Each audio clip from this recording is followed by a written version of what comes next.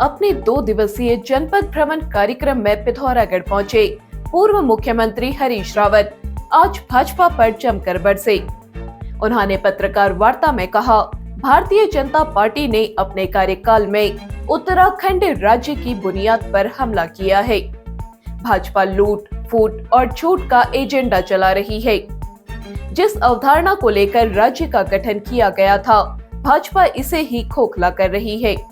भाजपा के बराबर उनके लूट, उनके झूठ, लूट, फूट के एजेंडे के समानांतर हम एक विकास जन कल्याण का एजेंडा बनाएंगे और उस एजेंडे के आधार पर हम चुनाव में जाएंगे। उन्होंने कहा, बेरोजगारी पलायन चरम पर है, युवाओं को काम नहीं मिल रहा है, छोटी छोटी समस्याओं के लिए लोग भटक रहे हैं।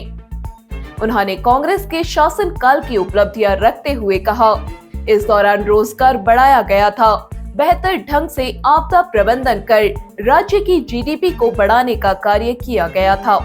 हमारा रास्ता जो है भाजपा के 9 साल की लूट बनाम जो है कांग्रेस के 3 साल जो उत्तराखंडियत के साल हैं, जिनमें हमने अद्भुत रूप से आपदा प्रबंधन का काम किया। सब जगह भयंकर टूट फूट थी, बर्बादी थी और उस बर्बादी को सवार करके सारी चीजें ध्वस्त थी। पर्यटन बिल्कुल ठप था। हमारी जो राज्य की इनकम थी वो नीचे को जा रही थी, पर कैपिटा इनकम बॉटम पर आ गई थी, जीडीपी घट रही थी। वहां से 1.5 साल के अंदर हमने सारी स्थिति को संभाला और राज्य को आगे बढ़ाया। उन्होंने बताया, कांग्रेस को संरचनात्मक ढंग से मजबूत बनाया जा रहा है। इसके लिए सभी पुराने साथी आगे आ रहे हैं। 2027 में कांग्रेस राज्य गठन की अवधारणा को लेकर जनता के बीच आएगी। कांग्रेस पार्टी में हो रहे बिखराव और रूठे नेताओं को मनाने की बात पर उन्होंने कहा, रूठे हुए लोगों को मनाने की जिम्मेदारी कांग्रेस प्रदेश अध्यक्ष और राष्ट्रीय स्तर पर महामंत्री की है। इसके बावजूद भी वे लोगों से बात करेंगे और संगठन को मजबूत बनाएंगे। नगर निकाय चुनाव में बागी नेता मयूख मेहर और उनके समर्थकों की पार्टी में वर्तमान भूमिका से संबंधित सवालों का जवाब उन्होंने स्पष्ट रूप में नहीं दिया।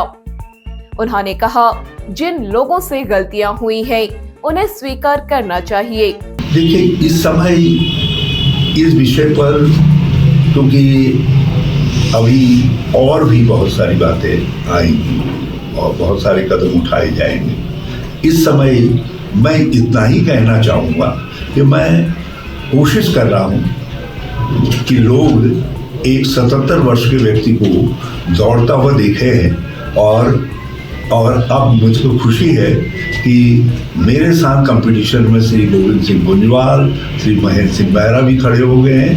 तो जो है इससे जो हमारे युवा लोग हैं उनमें स्फूर्ति आए, उनमें ताकत आए और वो लोगों के बीच में जाए और आगे 2027 की लड़ाई को लक्ष्य बना करके सब कुछ भुला करके आगे की तरफ बढ़े और भाजपा को उखाड़ फेंके। ये राज्य के हित में भी है और कांग्रेस के हित में भी है। पहलगाम में हुए आतंकवादी हमले के बारे में उन्होंने कहा, आतंकवाद को कांग्रेस कतई बर्दाश्त नहीं करेगी। आतंकवाद को रोकने के लिए उठाए गए हर कदम में वे विपक्षी के साथ मिलकर आगे बढ़ेंगे। हम आज भी सेना के साथ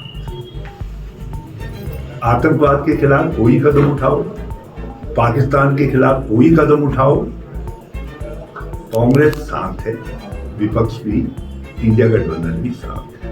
भारत सरकार की विदेश नीति पर कांग्रेस और राहुल गांधी द्वारा उठाए गए सवालों से संबंधित जवाब देते हुए उन्होंने कहा, पहलगाम में इतनी बड़ी घटना हुई और 7-8 हजार आदमी वहां पहुंच गए हैं और पहले से जा रहे हैं।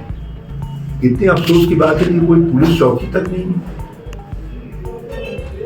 चाहे एलजी जवाब दे या कोई तो कहे, कोई तो बताएगा। ऐसा लगा कि जैसे वो तो आए चलते चलते नाम पूछ करके ये करके इतनी बातें करके गोली भी चला लेते। नहीं तो आतंकी तो आता है, वो खुद ही डरा रहता है। आतंकी तो सबसे कमजोर होता है, वो टाटा गोली चलाते थे। लेकिन ये पहली बार, क्योंकि उनको मालूम था कि यहाँ कोई पुलिस नहीं है, कोई मिलिट्री नहीं है, तो पहली बार इंटेलिजेंस फेलियर। हम ये नहीं कह रहे कि आप दोषी, हम ये कह रहे हैं इसको प्लग करो। जो इंटेलिजेंस फेलियर है सक्सेसिव, पुलवामा से लेकर के पहलगाम तक, उसको इंटेलिजेंस फेलियर को ब्रिज अप करो,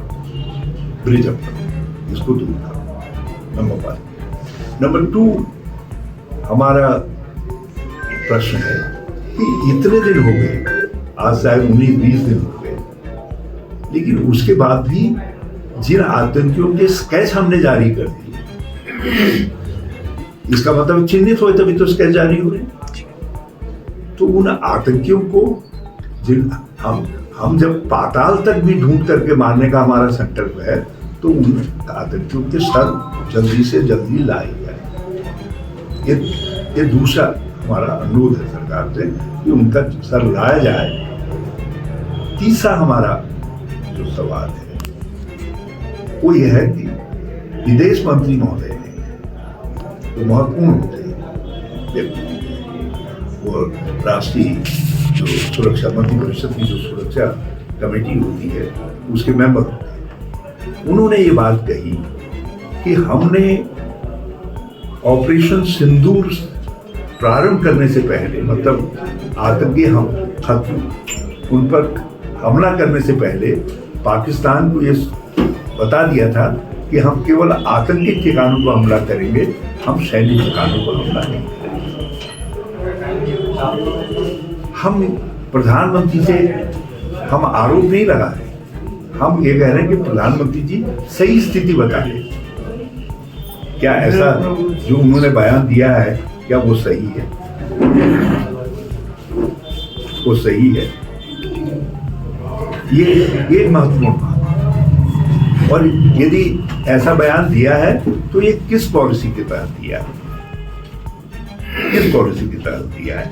क्योंकि जब आप आतंकी को चेज करने उसके घर में घुस रहे हैं, चाहे मिसाइल लेकर के घुस रहे हो, तो आप कभी भी बता करके तो नहीं जाएंगे। तो ये किस पॉलिसी के तहत ये हुआ है भाई, ये हमको बता दो, नहीं तो कल हमसे कहेंगे ये कांग्रेस क्या कर रही थी, 100 के करीब इनके मेंबर दिए हमने, इन्होंने विपक्ष धर्म निभाया। तो हम कोई न निंदा कर रहे हैं न हम आलोचना कर रहे हैं, हम केवल ये कह रहे हैं कि क्या कोई पॉलिसी चेंज है कि आप उनको जब मारेंगे आतंकियों को तो पहले पाकिस्तान को बताएंगे। तो बता दो भैया ये पॉलिसी चेंज हुआ है, क्योंकि पहले तो हम ये मानते थे कि जो है इनको ये सब गोपनीयता रखी जाती है, नहीं तो पाकिस्तान भी तो तैयारी कर लेगा। तो ये सवाल हैं जो महत्वपूर्ण बातें हैं। जो है ये जो आपने कहा मुझसे, ये राहुल गांधी जी ने ये कहा है, तो मैंने ये स्पष्ट कर दिया आपके सामने जो पॉलिसी है। इस अवसर पर पूर्व कैबिनेट मंत्री महेंद्र सिंह माहरा, पूर्व कैबिनेट मंत्री गोविंद सिंह कुंजवाल, पूर्व सांसद प्रदीप टमटा, पूर्व विधायक हेमेश खरक्वाल, कांग्रेस जिला अध्यक्ष अंजू लुंठी, पूर्व दर्जा मंत्री महेंद्र सिंह लुंठी, रमेश कापड़ी आदि मौजूद रहे।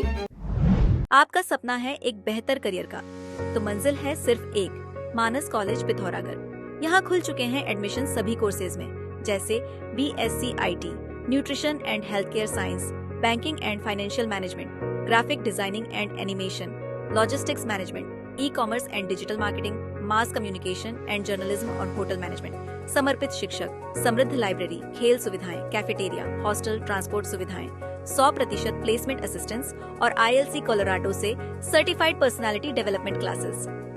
यहाँ हर कदम पर आपका विकास तय है। आज ही संपर्क करें। पिथौरागढ़ व उत्तराखंड की सभी खबरों को हिंदी, अंग्रेजी और नेपाली भाषा में भी पढ़ सकते हैं। अभी डाउनलोड करें न्यूज़ इंडो नेपाल ऐप।